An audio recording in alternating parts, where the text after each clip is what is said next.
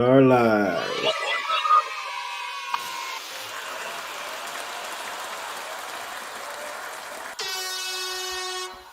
All right, sports update. Adrian, Reid, was good. Here we Good. go. Yeah, we back. We back. Last week off, but we back. So, lot of interesting stuff going on. So, NCAA tournament, March Madness, always one of the best times of the year. One of the best sporting events of the year. So, we seen MSU. They beat Bryan. They beat New Mexico. They play Ole Miss in the Sweet 16 this Friday. They're a 4-point favorite in that one. So, Adrian, what's been your analysis of Michigan State so far, and how do you think they'll fare against Ole Miss this Friday?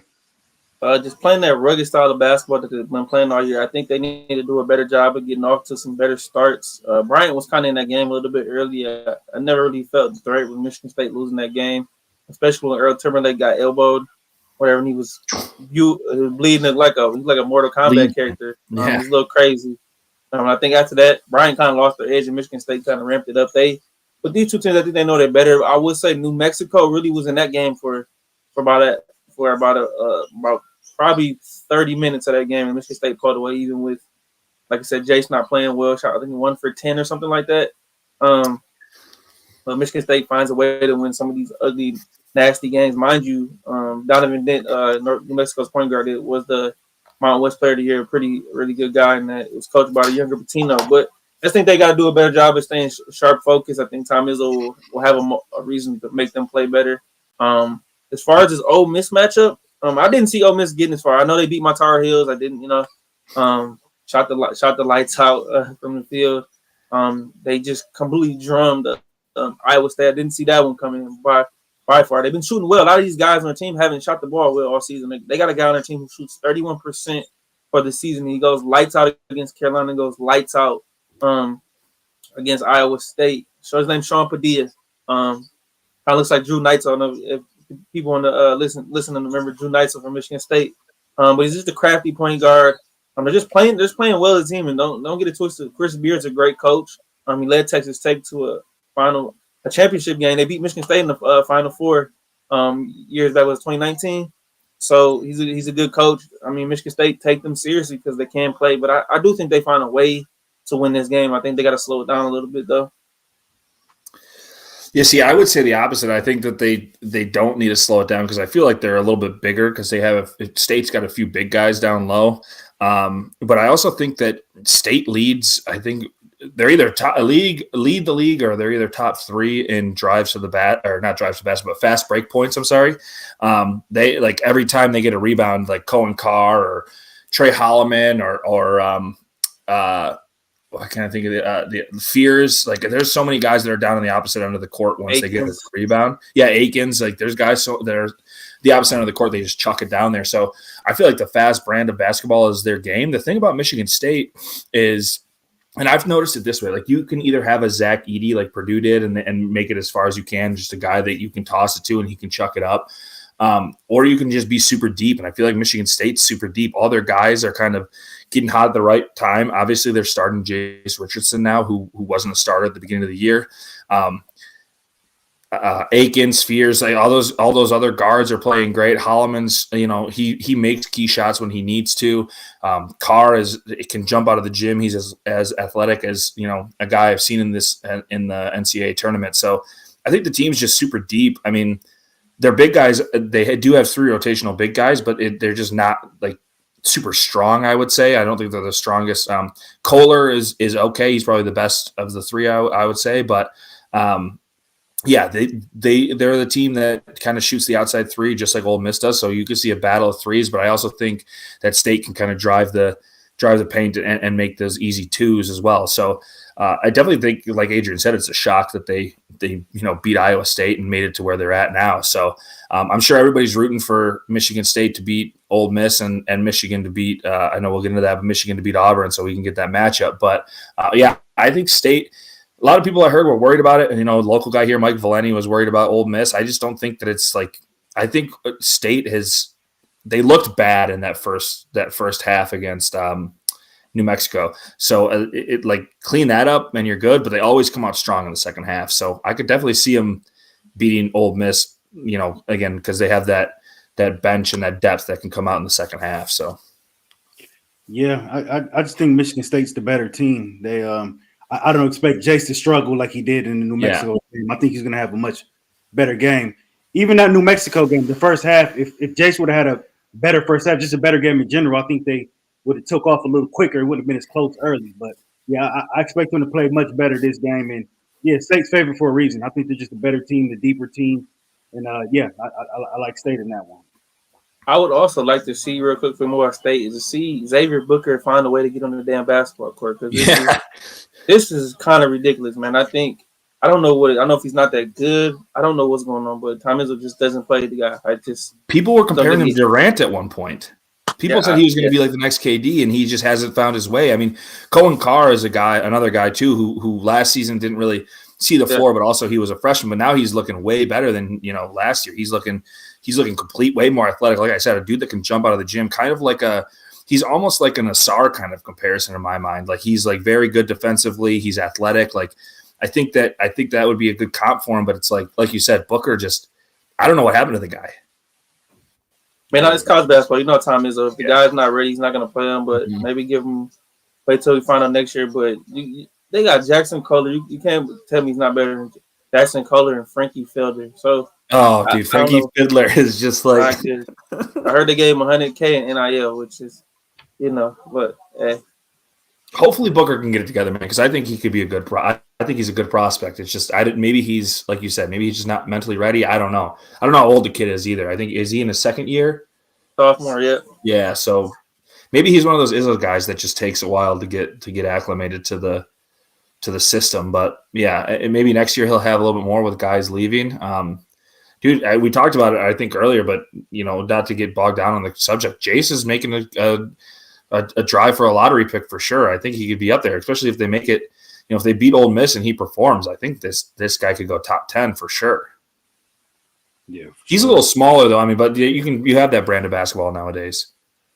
Yeah, I didn't realize till a couple weeks ago that Barry Sanders' son plays for State. Mm-hmm. Yeah, I mean he's a guy that he's obviously not starting, but what? How old is he? Do you guys know? Is he a freshman?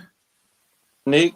Let's see. Because I know he's got 4 sons. I think one played high school football last year.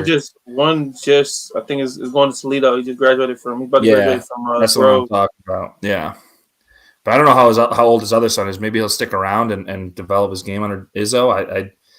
I want to say he's maybe a sophomore or junior. I don't know. Yeah. All right, we got Adrian. He's a junior. He's a junior? Okay. Yeah, I thought it was. So he's probably not seeing the league. But isn't that weird? Again, last thing I'll get bogged down is like how many professional athletes' sons just don't really pan out all that much. Like the Jordan sons, Barry's sons. It's a tough position to put a kid in, especially with some of the greats. But Bronny is killing in the G League. He just dropped like 30 points the other day or something crazy like that. His microscopes is different because LeBron is the top 2 basketball player of all time. So that's a different level. I think his other son Bryce is going to be a lot better. He's going to be at Arizona next year. I think he's going to be a lot just because he's 6'7", he's just big. So I think he's going to be a lot higher prospect than Bronny will be. I think he'll probably go in the first round if he performs well enough. Yeah, Curry's about the only child who's possibly played in the league that came out. Yeah, true. Curry about the only guy. Yeah. All right. So Michigan plays. They had the close game against Texas A&M. They play number 1 Auburn, Adrian, this Friday right after the State game. Auburn's a 9-point favorite in this one. Can Michigan pull this upset off? They can, but I don't think they will. I think Auburn's just deeper. They have better guard play. I do think if the bigs can keep this close, maybe get some of the guys in foul trouble. But like they got a guy named Dylan Cardwell. Auburn does. He's played well. Broom is offensive talented as well. They've got better guard play. Miles Kelly. You got a whole bunch of guys over there. You got Chaz Baker, Mazzara. They're just big and they have a lot of depth. They're older. I think they'll just give Michigan too many problems. I think they do cover this game. I think they pull away late in this game. I think it's close for a little while, but the depth and just the talent. I think they just pull away and win this game. I say Auburn wins 87-77. Wow, I mean, I'm normally like the rain on the parade on Michigan, but I mean, dude, they're playing with house money, and they've really surprised a lot of people. And I'm going to be honest with you, I'm not high on Auburn. I mean, in my brackets, I had them going to the Final Four, but after looking at them play in this tournament, they're not like wowing me in any way. I mean, they play a really good defensive game. Their scoring, I think, was like. I think they averaged what you sent it the other day in like 80. They have like 83 points a game. Yeah, so it's like I mean it's pretty high. I know Bama was at like 91 or something like that, but it's like I don't know. This Michigan team just finds a way to like find a second gear with these 2 7-footers they got. Trey, what's the guy's what's the point guard? Trey Donaldson. I wanted to say Trey Johnson. Trey Donaldson has been crazy. Who's the guy? The one dude that shot like. He went like 4 for 4. He went like 4 for 4 from 3. And after the biggest, that A&M kid who was just barking in his face, and then he came out. Wade Ball in the fourth. They went on like a 24-9 run or 25-9 run. Michigan did. It's just crazy. Like I did not see that game ending the way that it did. They couldn't find they just kicked it into a next gear. So, I mean, do I see Michigan winning? I mean, I could see it happening. I probably would still pick Auburn as a favorite, but I'm with Adrian. I could probably see them covering that 9.5, 10 points. But yeah, I would say like 83 to 77, something like that, 76, somewhere around there. So I think they could cover it. Okay, so no Michigan State rematch here. It's not happening. I wouldn't say it's not happening. I would give it like a 60-40% chance. I mean, I could say it's 60% probably not going to happen. 40% could happen. I mean, it just depends on how good Wolf and Vlad are going to play. How good Wolf and Golden play. I will say, since that loss to Michigan State, and since they kind of caught their breath to the regular season, I thought they were dead in the water going into the Big Ten tournament, and then they just kind of played with hair on fire. Trey Donaldson starting to, he's arguably their most clutch player. He's hit a lot of clutch shots in this tournament, especially that 3 that got him back up 166-65, a deep tray ball. He played well, obviously, in the Big Ten tournament. He hit that game-winning shot against Wisconsin at the buzzer. Just playing well. So I think playing with more confidence. But Michigan only had 9 turnovers in that game against Texas A&M, a super team who's just as big as Auburn, plays very physical. They couldn't stop number 21, Farrell Brown, I think was his name, on Texas A&M. It was just pick and roll. He was just getting every offensive rebound. But like I said, there's just the depth at guard play by Auburn, I think, is just going to wear Michigan down a little bit. And like Raaj said, they're playing with house money. So if they do lose, I think it's a great job by Dusty May, what he's been able to do coming over in his first year. Nobody's seen it, but I think they're playing with a little more confidence. But I think the run-ins here with them, and Dusty can get ready for a second season. But into the Sweet 16 has been a great year for Michigan. Nobody even thought they were going to do this. They had 8 wins last year. I think it's like we see it all the time with teams. It's like getting hot at the right time. And I feel like this Big Ten tournament is almost getting hot at the right time, where they beat Maryland, who also made the tournament, and, made it by the skin of their teeth, that buzzer beater against Colorado State. But it's just, they could be getting hot at the right time and maybe catch Auburn and be hot. I said it comes down to those big guys, which I think they do need to play better, but I honestly think it comes down to the guard play. That you need to see what Donaldson's going to do. That other guy who was raining threes, he just hit chucking grenades and hitting everything he could. So I think it's going to come down to that. It's just like Adrian said, Auburn's deep. They're a 1 seed for a reason. I can't stand their head coach, but that's just me. Bruce Pearl is just, he gets on my nerves. But it's going to be a game for sure. I don't know. For some reason, I can't predict a blowout. I don't think it's going to be that. Michigan just proved too many people wrong this season, which is hard for me to say as a notable Michigan hater. Yeah, complete turnaround for them. Finished last in the Big Ten last year, and very next season you win the Big Ten tournament. You're right here in the Sweet 16. So transfer portal, NIL, man, changing the whole landscape. Oh, there's a lot, guys. There's a lot going on in the portal right now.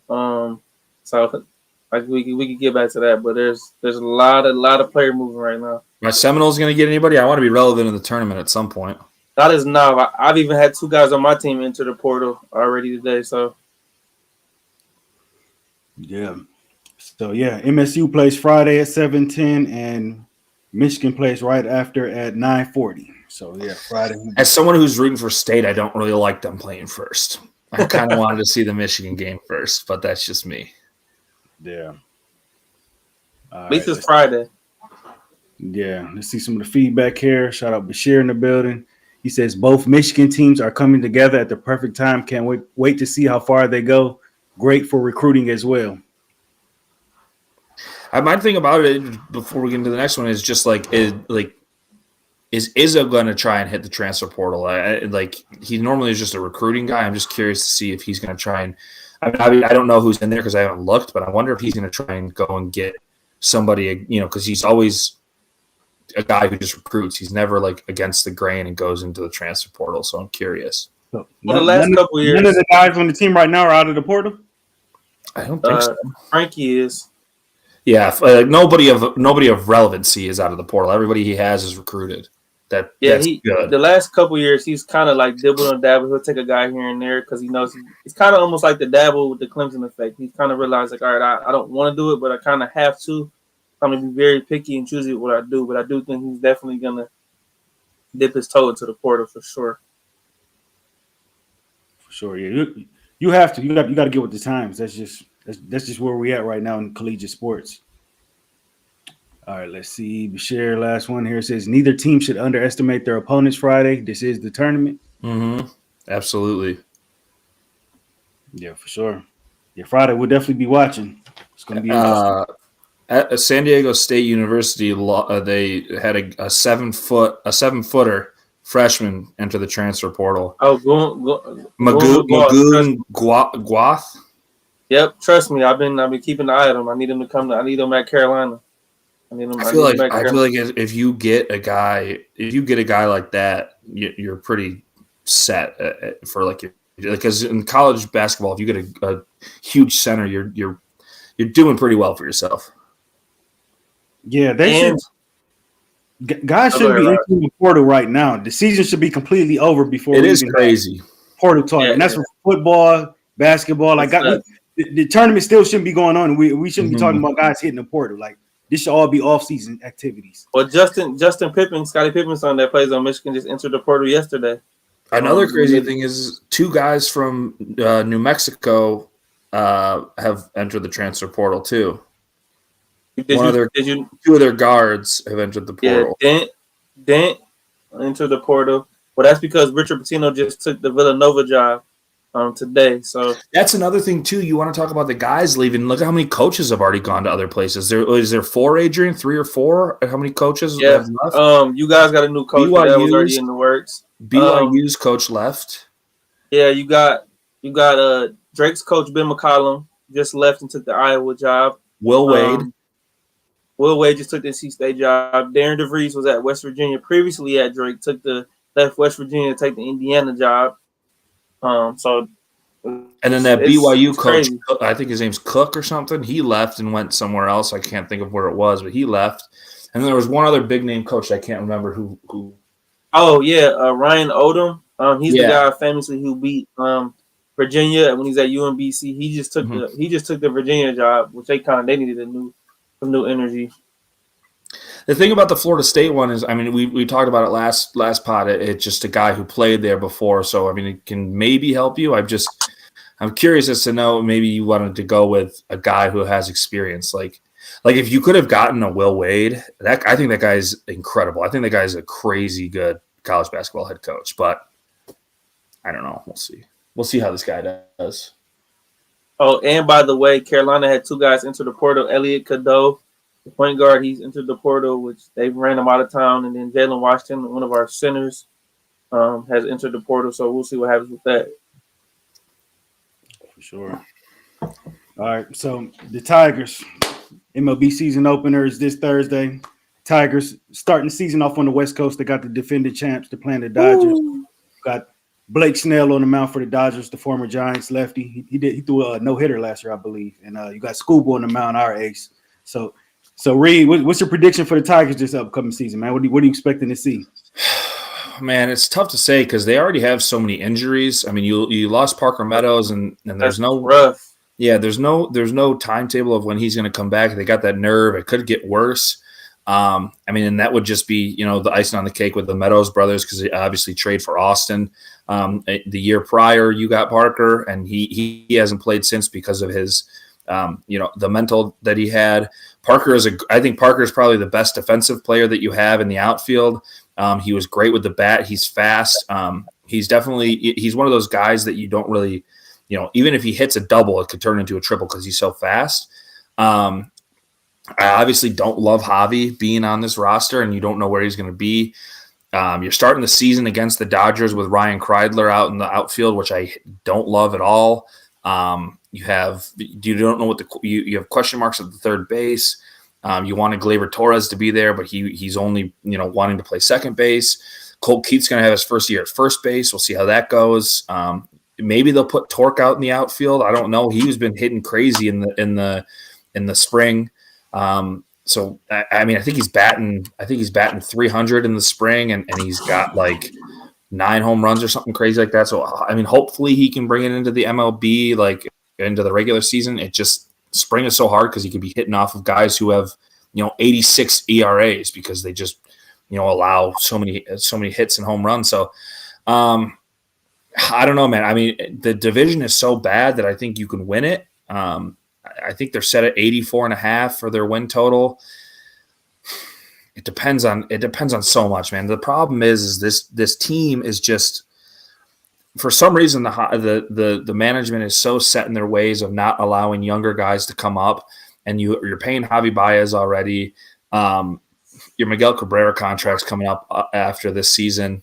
It's just, there's a lot of roadblocks in the way for younger guys to come up. So I don't know. It's you have a lot of people who can hit. You have Wenzel. You have my guy Justin Henry Malloy. I don't know if he's going to be a DH or if they tried him in outfield in spring. Man, there's so many question marks on this batting order. Obviously, they're going to have it set. They have it set, but it's just, I don't know, man. It's there's so many unknowns with this team. You just have your infield, you have the number one farm system, but your farm system, 3 of the top 10 guys that you have in your farm system are shortstop, second base guys that you don't really need those positions if you're going to keep Javi and Gleyber around. Like, McGonigal looked good, but I don't think he's going to come up and be a shortstop because you have Sweeney and you have Javi if Javi stays there. You have Bryce Rayner looks good, but he's way too young to be called up for a shortstop now. Max Clark, I think, is a year away. Maybe if they're really struggling at center field or outfield, they can bring him up, midway through the season. We'll see. I mean, I think they'll win the division just because it's so bad. I mean, the Royals are in a bad way. The Sox are a minor league team. It's so hard to predict right now, but I would probably say like 86 wins again this year if I had a guess. I just think it's only because the division is so bad. Yeah, I think I'm looking at some of the outfield as far as like the Parker Meadows injury. It's bad. With all you have Riley Green and Kerry Carpenter. That's it. Like unless Wenzel comes back, yeah, I know he's hurt. You can put him. You at got right Meadows field. and Wenzel out. What do you? Yeah. Henry Malloy What's wrong with Vierling? I don't know what his injury is, but I still don't love Vierling either. Like, I still think, I mean, he's better than Kreidler, but like, I think he has a leg. Yeah. Vierling has a leg it said shoulder. Shoulder. Okay. I think he had a leg injury this year. They've even talked about this. What's going on with Henry Malloy? He doesn't have a position. That's his problem. He can bat. He just can't play. He doesn't have a strict position. They tried him at third. He's not good at third. They put him at outfield. He doesn't have the greatest arm for outfield. Like, he just doesn't have a position. Like, his designated position is probably DH, but at that point you have Torque, because Torque doesn't have a position now unless you put him in outfield or try him at third where he was in college. When he played at Arizona State, he was third base, but his arm isn't like Torque's arm isn't unbelievable. So like, can he make the throws across the diamond? I don't know. Can he make the throws from outfield? I don't know. If his bat's good, you can probably just toss him in a DH, but Malloy's the same way. He's good enough to play DH, but he doesn't have a position, set to him. And then talk about third base, like you have Young, who is not great at third base. McGonigal looked okay at third base, but he's still young. He's a prospect. Like, you don't have a great third baseman. So it's your infield is a real mashup of just like weird characters. It is, because this with the fact that Torque's been so bad, now you don't even know if you can kind of rely on him. So then you're playing Keith at first base. I mean, you got to. I think Tork's going to end up just being a DH at this point because I don't think, like you said, his arm's okay, but it just they had a number one pick on him, and look what it's turned into. Just a little bit of spark there, but it gave nothing consistently. And hopefully Jackson Job's good for them this year. I think the pitching will be okay, obviously, because we know they've always been consistent. They'll get Cobb back sooner rather than later. But if I'm kind of there with Reid right now, I'd say the division's bad. It's probably the worst division in baseball. It is 1,000%. We know the White Sox are tanking. They're rebuilding their complete farm system and team. The Royals are usually good here and there. I think Cleveland's going to be a lot better than what we think. I know they gave away a lot of their good players, but they always find a way to bring in some guys that'll be consistent. I just think it takes time, and the Twins are the freaking Twins. So you never know. Guardians and the Twins are just the two teams that are like outliers that you just don't know what they're going to do, and you think they're going to be bad, and they end up being good. You know what I mean? Like, I think ultimately, last thing I'll say on the Tigers, I think ultimately what it's going to end up being is Kreidler's going to be so bad against the Dodgers that they're just going to end up putting Torque at either left field or right field, whatever one they think would be better or suited towards however many batters are left and right-handed for the Dodgers. And they'll probably put Torque out in outfield and hope he doesn't have to make crazy throws. And then they'll put Malloy at DH. I think that's what it's going to end up being, in my opinion. That's what I thought. Like since I realized that they were playing the Dodgers on Thursday, I think that's what it's going to come down to is the lineup is going to be that. And you have to hope that Torque's going to hit well enough to where you have, Green, Carpenter, and Torque are going to be probably be 2, 3, and 4, and you probably have Glaber leading off. I would assume he's probably going to hit 1. Then you'll have Green 2, Carpenter 3, Torque 4. That's what I assume is going to be. But I don't. How are you feeling about third base? I'm definitely worried about third base as well. There's no hope. There's no hope. Like it's after the Bregman thing fell through. Like the McKinstry. I mean, yeah, but McKinstry still isn't even great. Like I'd rather almost trust McGonigal over McKinstry because I feel like McGonigal can hit. Like McKinstry can't really hit. He hit a few good key hits last year, but it's just like, dude, that after the Bregman thing fell through, you're just third base is just nowhere to be found. Like you're playing, milk carton guys on third base. They're just, if you see this guy, let us know. It's just that's what it is. Young is picked it up a little bit, but he's just not as good as you think it would be. Like the only other guy that I think is that Korean guy they got from the Lorenzen trade from Philly, the Ho-Yu Lee or whatever it is. But he batted terribly in the spring. He was like a 140 in spring with 4 hits. Like it's so hard to say, dude. It's so hard. It's just like you said. They just have a mashup of guys everywhere, and nobody really has a solidified position. Maybe except for our boy Sweeney, who I think is probably the best player I could say probably in the infield right now. Riley Green's playing outfield. They got to figure out where guys are going to go, and they got to figure out the future of this franchise. And I think this year has to be the year where they figure out what guys are solidified and what guys are going to stay where. Because, like you said, the Miguel contract's coming up finally. It feels like he's been here for a freaking 1,000 years. Yeah, but then you have the Javi contract still.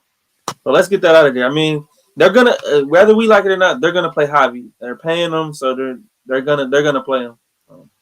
My problem with it is that I think Javi, if he even plays serviceable enough offensively and he bats 230, even at that point, I don't think they're going to try and trade him. I think they'll still keep him around and try and have him play enough defense and bat 230 for the rest of the – hope he bats 230 for the rest of the year and gets a few bombs. But, I just think that it's not going to be worth it.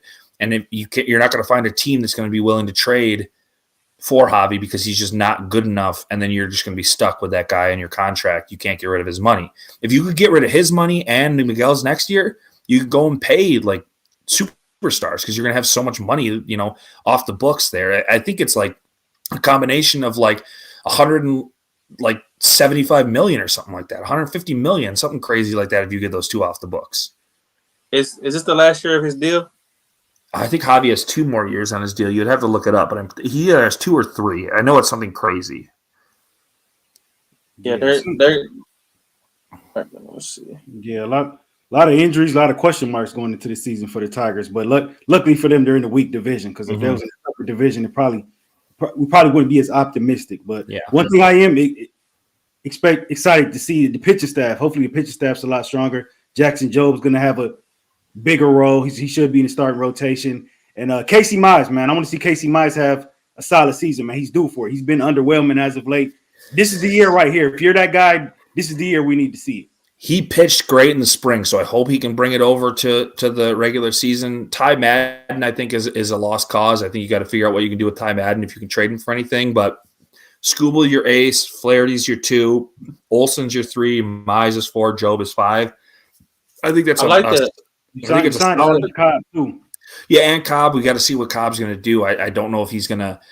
I think Reese is better than Cobb. I think the only thing with Cobb is probably you're going to take either Mize's spot or you're going to take Job's spot because Job's so young. But that 5, because that's what they already announced, so that's going to be your starting 5 pitchers because obviously Cobb's hurt. But I mean, we got to see what they're going to do. I don't know who Jackson Job pitches against first. Obviously, you're playing what 2 or 3 games against the Dodgers. And I think do they play the Yankees after that? No, Mariners, I believe. Is it Mariners? Okay. I would love to see him pitch against the Mariners. That'd be a good starting point. You know what I mean? Absolutely. Oh gosh. What's Javi's contract?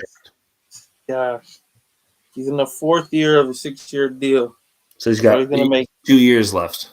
Yeah, so he's making 25 this year and 24 million the next 2 years.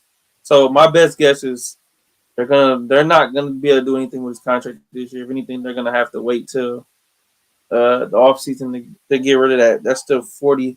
That's still another 40. They can maybe get 48 million off the books. They're gonna have to probably trade him and include some capital or a player or something to get off that contract. You're gonna have to include a player and hopefully you can like convince a team to take like a third of his contract, if that. And I don't even know if you would be able to convince a team to do that. It just depends on how he plays. If you can get Javi to like be again like a 230 batter and your team is within a wild card spot, I would say trade him because I don't think he'd be worth keeping on the books. My thing, you talked about Sweeney. Last thing I'll say, you talked about Sweeney. He needs to take a step batting wise. He needs to take a step offensively because he has not played great offensively in spring. So we'll have to see how he does. But I would personally like to get Javi off the books. Put Sweeney at shortstop and then wait until Rayner gets up. I would try and take McGonigal at third because he's a second shortstop / second baseman, but I would practice him at third. I think Rayner and Lorenzo are the 2 guys that I am watching for the next 2 years, next 2-3 years, are guys that I want to see take huge leaps. Lorenzo looked great at the plate, and Rayner looked amazing the 2 games that he played in the spring at the plate. Now, defensively, I didn't really watch what he did, but I watched him at the plate, and I thought he looked great. Oh, mind you, too, guys, Javi has a 10-team no-trade clause, so there's 10 teams that he can do a no-trade, no clause to. I don't know what they are, but the 10 teams are. But if I had to guess, the 10 teams are probably like Pittsburgh lower teams. Yeah, Tampa, like the Angels, like teams that aren't going to make the playoffs. I assume are probably that 10-team no-trade clause. Yeah. I'm assuming he's not going back to Chicago or nothing like that. No. Yeah. All right, let's see some of the feedback here. Bashir says, I'm mad the Tigers didn't acquire a quality right-hand bat this offseason. Oh, we've been saying that. Yeah, the only thing, again, we talked about it, Adrian just said it, Wenzel is out, and he's a switch hitter, so he can bat right and left, and he's probably my favorite Tiger at the moment. And it's just, again, he's another guy who doesn't really have a sole position. Last year he played right field. You can put him at infield. I wish you could trade him at third. I don't know how he would do. But yeah, he can bat right and left. So I'd like him being in the team. Like if you need him to bat right-handed, because like you said, dude, 80% of their roster is probably left-handed hitters. Yeah, you don't see that too much for a major league team. He did play in the Grapefruit League game yesterday against the Phillies. So this is back. So say anything else, but that's all I'm seeing. I got some breaking NBA news, though. This might be very important for the playoffs in this offseason. According to Shams, Damian Lillard has sustained a deep vein thrombosis blood clot in his right calf. Lillard is on blood thinning medication, which is stabilizes the blood clot and will continue with regular testing. He is out indefinite period. So that is the same injury that but it's in his leg. shoulder. Yeah. That's what Asar had last year. So he's probably done for the year. He's definitely done for the year. Now the thing about that is It affects Milwaukee. it affects Milwaukee. Does Milwaukee? I mean, they still obviously have a few good talent: Kuzma, Giannis, Brook. Like, if they drop a few games and they go, like the Pistons could pass them because their schedule is not super hard. But that means then the Pistons play the Pacers as opposed to the Knicks. Do you want the Pacers or the Knicks? I don't care who they get. I don't care who they get. I think the Pistons match up better with the Knicks, me personally. I do. I do too. I agree with you. But this is Jalen Brunson's been out for the last couple of weeks, hasn't he? What's his injury? High ankle sprain. Okay. Yeah. Then I think just our young core guys going to the playoffs for the first time. What better way to start it off than in Madison Square Garden? That's great. Kate owns them. For sure. All right, last one here. Bashir says, "Reid, that old school Piston logo hat is fire." Sure. Yeah, I wish they would bring it back. The Pistons need a huge rebrand, in my opinion, man. At least next season, like maybe not bring this back, I guess, because it's like Bill Davidson era. But like, dude, these jerseys, the teal, obviously it bring back Bad Memory, Grant Hill, all that. But like these teal and the burgundy they had were so clean. Like I look back at all the like the '90s logos of NBA and jerseys, they were so good. The Toronto pinstripe purples with the Raptor logo, the Magic pinstripe, OG Magic pinstripe were so good. The old school Rocket logos were so good with the rocket on it. Dude, there was so many good logos back then. Yeah. That joint reminded me of the Palace. Yeah. I think they're building Amazon. I think they're building an Amazon center there now. That and the Silverdome, both are going to have them.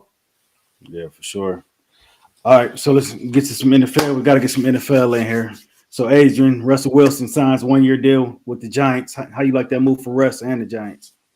I'm happy for Russ. Go get your money, man. I was on the thing telling you guys a couple weeks ago and telling the word I don't want him back. I don't think the Steelers really wanted him. If they really wanted him, they could have got him for that price easily. But they're fortunately waiting on Aaron Rodgers to sign. They've already signed Mason Rudolph back on a 2-year, $8 million deal, $4 million guaranteed. This all but signals Aaron Rodgers is most likely going to the Pittsburgh Steelers. He was at the facility last Friday, meeting with the team. Nothing set in stone. Aaron Rodgers has to be dramatic, but it is what it is. I'd rather just have Mason Rudolph be my starting quarterback for this season. And they figure it out going into next season because I'm at the point now, like I'm drawing a line in the sand. And they better go get an elite quarterback, a franchise quarterback next offseason. There is no excuses in the world. They can say they want to build the roster up and do all this. Fine. You got some good players still in this roster, but next year, no excuses. That to be the numero uno thing to do. They already have 4 comp picks for next year. If Russell Wilson plays well, that comp pick will move up to a 3rd round pick. So I see what they're trying to do, but I don't want Aaron Rodgers, but I just know it's already going to happen.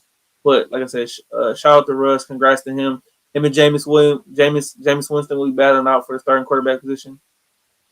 Wait. So you would rather have Mason Rudolph than Aaron Rodgers as starting quarterback? Yes.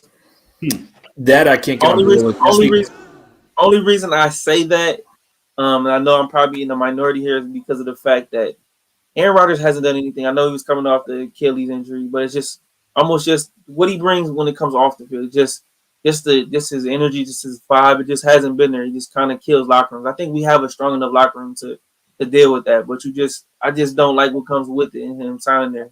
Is he more talented than Mason Rudolph? Absolutely, even at the stage of his career. But I don't want it. But it's gonna happen ultimately, and I'm gonna have to just deal with it. But the question comes: is it gonna be a 1-year deal, or is it gonna be a 2-year deal? And how much money do they give him? That's the bigger question. Yeah, I would say I'll hit on the Russ thing really quickly. Good for the Giants. I probably would have just ran with Jameis. I would have just let him go out there and thrown 50 touchdowns and 50 interceptions to Malik Neighbors because you're not going to win anything. And I think if anything, you sign Russ, it'd probably allow you to win more games. So I'd rather just keep Jameis and see what the draft holds with whether you can get. They're not going to draft a quarterback with their first pick, but maybe your second pick if Dart, falls out, maybe go and get Quinn Ewers, maybe go and get Kyle McCord, maybe go and get Will Howard. Like those are guys that the Giants could have like tried to go get, or they'll just wait until next year. Maybe that's what they're doing, kicking the can down the road. If I'm Adrian's team as the Steelers, I would definitely take Aaron Rodgers since you got DK Metcalf and you have George Pickens. I mean, you look what he did with Devontae Adams and Garrett Wilson. I mean, he threw 28 touchdowns, something like that last season. So I wouldn't like scoff at it, but I don't think you're winning a Super Bowl with him, in my opinion. The Steelers have to hope to either, again, I think I talked about this last time. Once pro days hit, quarterbacks are going to go way up high. I think I just saw something, Jackson Dart going as early as 7 to the Jets. So maybe you can get Jackson Dart. Maybe you wait until round 2. You can see if you can get Jalen Milroe if you do sign Rodgers and have him sit behind Rodgers, see what that does. Next year's quarterback class, I was just looking for free agency, is not great. I mean, the only guys that I would consider if I was the Steelers, maybe take a flyer on Zach Wilson. He signed with Miami. Tyrod Taylor, I always am beating a drum for Tyrod Taylor because I think he's great. I think he just gets put in terrible situations, but he will be in year 15. You could do Malik Willis, but I don't love Malik Willis. He's a smaller guy. It's the next year's class for free agent quarterbacks is not great. So unless you trade for a guy, you got to try and draft one this year or draft one next year. So we'll see what the draft holds. But Aaron Rodgers probably looks like what I would say is going to be the future for the Steelers. I think the Giants should probably just save the money and not even sign Russ, in my opinion, after you got Jameis Winston. You probably should just roll with Winston. I think he would have been fine. Yeah, I still think the Giants are going to take Shador at 3. I still think they're going to go with a quarterback. I could see that, Raj. I like that. I like that prediction because I could definitely see it. It's been the writing's kind of been on the wall with that since the Heisman ceremony when he was there for Travis Hunter, and just him being like larger than life, like his dad. He's just kind of a guy who is built for like that New York media type situation. So I could see that for sure. I think it would be good for him to learn under some veteran quarterbacks like Jameis and Russ. I think they would do a good job taking them under the wing, kind of working them in the way. So I think it would be a good pick for them as well. After Adrian just said that, yeah, I like it even more now that you talk about it. Like I didn't even think about it because a lot of people are talking about. I saw a mock the other day that had Shador falling to the Steelers, which it's not going to happen. I don't think that would happen. I definitely think he's going to get drafted higher. But you guys both sold me with your opinions. I definitely think him sitting behind Russ and Jameis for a year would be great. And then, like you said, Raj, I mean, he could go 3. He's been projected in the top 5 all of this year, and the Giants need a quarterback probably more than anything else. So. We've seen Cam Ward's pro day yesterday. So, Adrian, you think it's a foregone conclusion that the Titans are taking him at number 1? Yeah. Would you take Will Levis in a trade? Me personally, no. I'm not sold on him. I think he doesn't have the traits. He's kind of almost like a Jalen Milroe if you think about it, like body type wise. I mean, obviously Will Levis is a little better, but he's way bigger. He's way bigger. He's like 6'4", like 250. I'm saying like style of play, like far as style of play.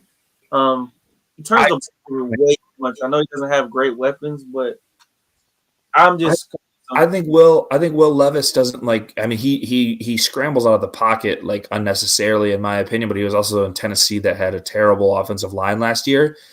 I mean, if you can trade like a 5th round pick for Will Levis as a Steelers fan, I wouldn't like scoff at it. I think I would be okay with it. Again, he's like 6'4", like 250, 240, and he's got a rocket of an arm with DK Metcalf and George Pickens. Like, I wouldn't hate it if I was a Steelers fan. I honestly wouldn't hate it if I was a Lions fan to get him as a backup. Like, if you're not going to draft a guy anytime soon, I would probably take Will Levis as a backup, let him sit for a year. If you're going to get rid of Hendon Hooker, I think he's definitely younger than Hendon Hooker. I think Will Levis is probably 24 or maybe 25.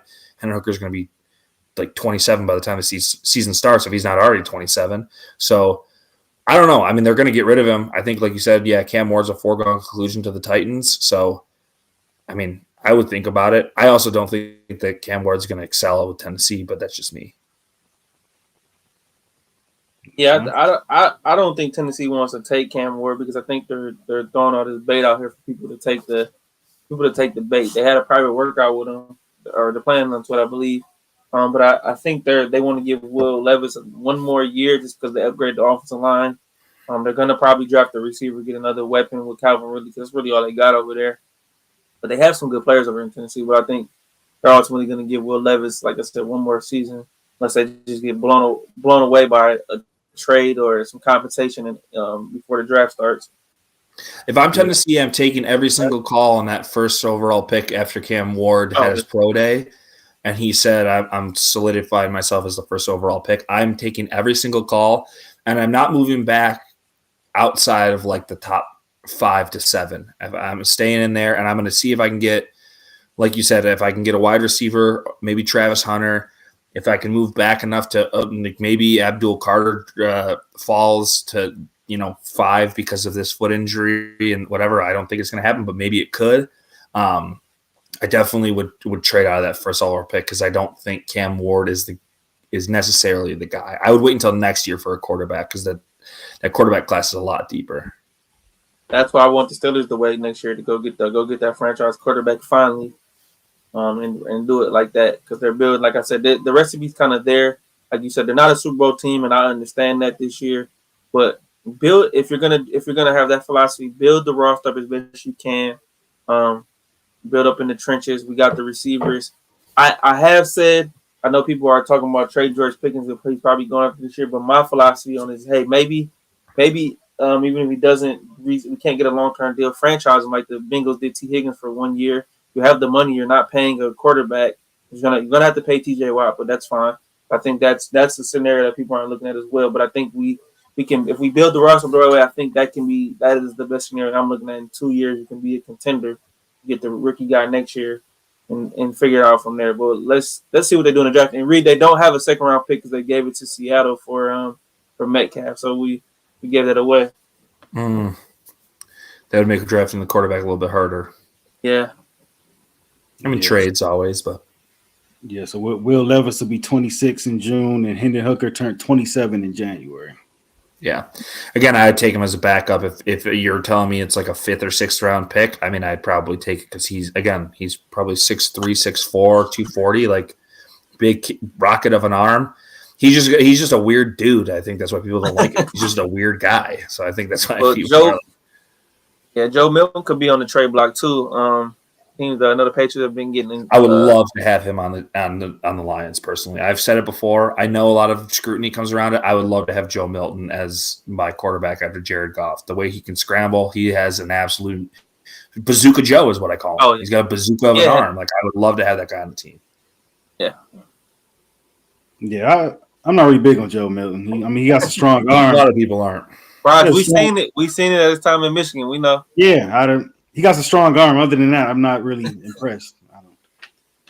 But all right, so Mel Kiper, his latest draft read, he has the Lions taking James Pierce, the DN from Tennessee. So if the Lions made that move, how would you like that? That's exactly who I want them to take, actually. So I'm happy about that pick. I've seen a few mock drafts of them doing it. Mike Green just had his pro day, and he had the fastest. Oh my goodness! I think he had one of the fastest 3-cone drills of any defensive end since like Von Miller or something like that. 5 or something like that. Yeah, something crazy. So, I mean, if James Pierce falls there, that's exactly the guy that I wanted the Lions to draft. I even said it in the beginning of the year last year of the college season. I said if somehow they could figure out a way to trade up or whatever and get James Pierce, then I would love that. So if he falls to you at 28, or if you have to trade up to 25 or 22, whatever it has to be, yeah, I would love that. He's 6'4", like 260, ran a 4.47. I mean, people keep talking about his character issues, but look at Jalen Carter. He had character issues last year. He helped the Eagles do a whole lot last year. So, yeah, give me James Pierce any day of the week. That's the guy that I wanted in the draft since for a whole year. I wanted them to take him. Okay, cool. All right, so what's the update on that Pistons game? Yeah, FanDuel is having technical difficulties, so I had to cut the game off for a minute. Typical They're up like 25. It's 90-71 Pistons. Devin Vassell is going off. Devin Vassell has 26 points. Stephon Castle 17. Obviously, no Cade. Schroeder started. He's at 5 points. Tobias 15. Asar 11. Duran's having a slower game. I'm surprised Duran's not playing a little bit better. He's at 11 points, 6 assists, which is crazy to me, and 4 rebounds for Duran. But they're up 91-74, so I'm sure he's probably not playing a whole lot if they're up this much. Okay, you guys like them resting Cade at this point in the season? Is Beasley resting too? I believe he didn't play.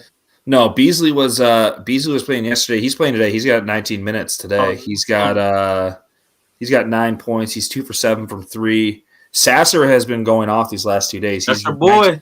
19 points. That's Raj's guy. 19 points, 3 for 5 from 3, 6 for 9 from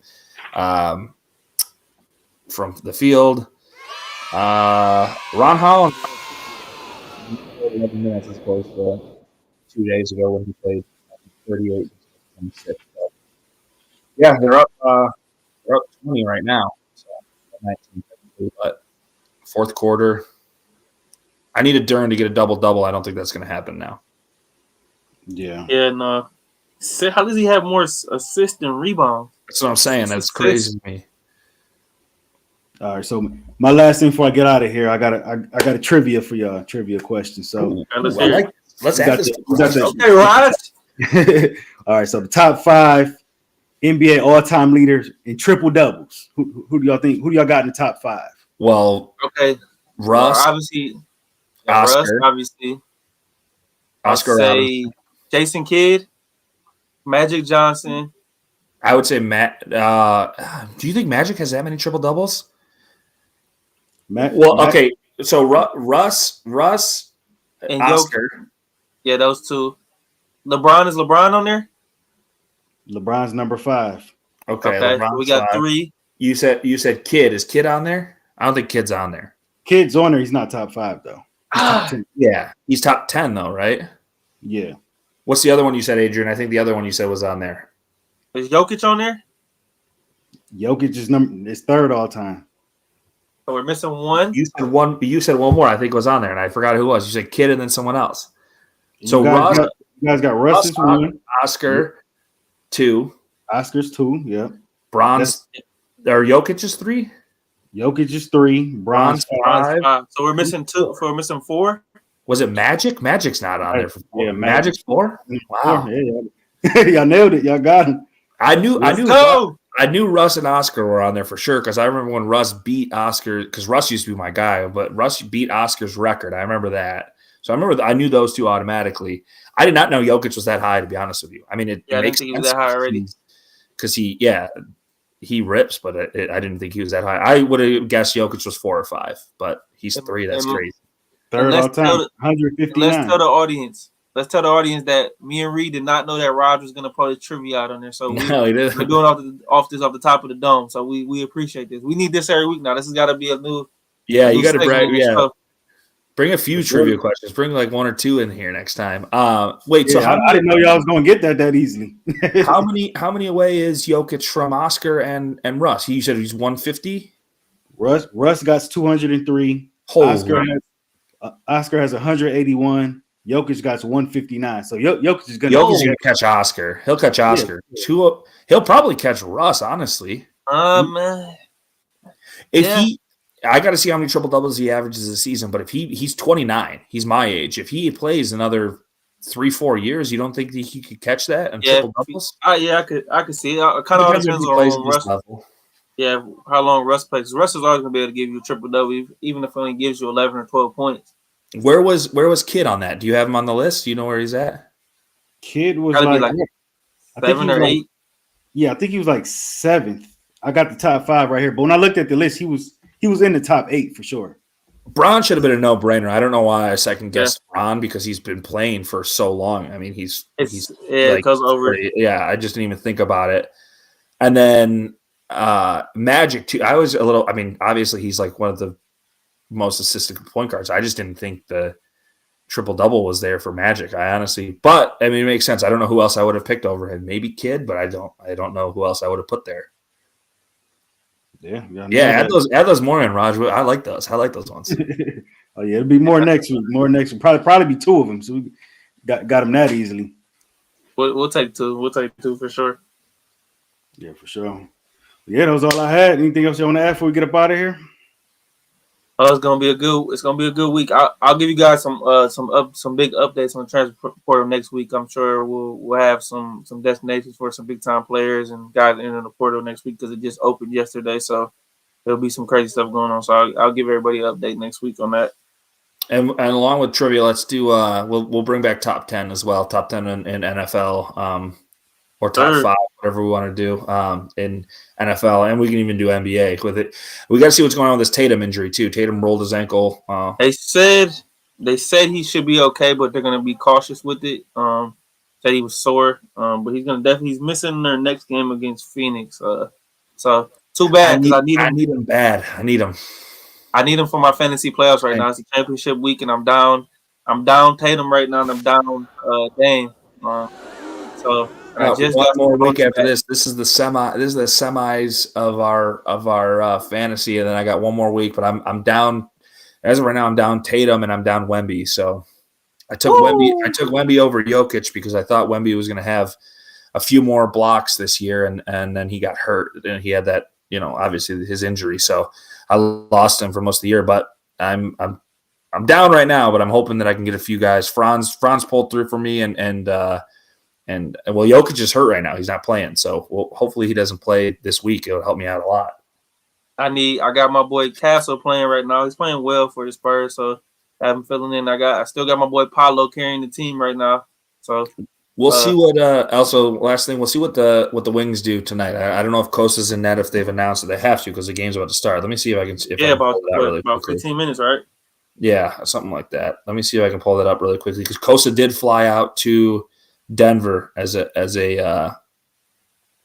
fill-in because they have injuries to Mrazek and I think Talbot's out. So Costa could be playing. I don't know.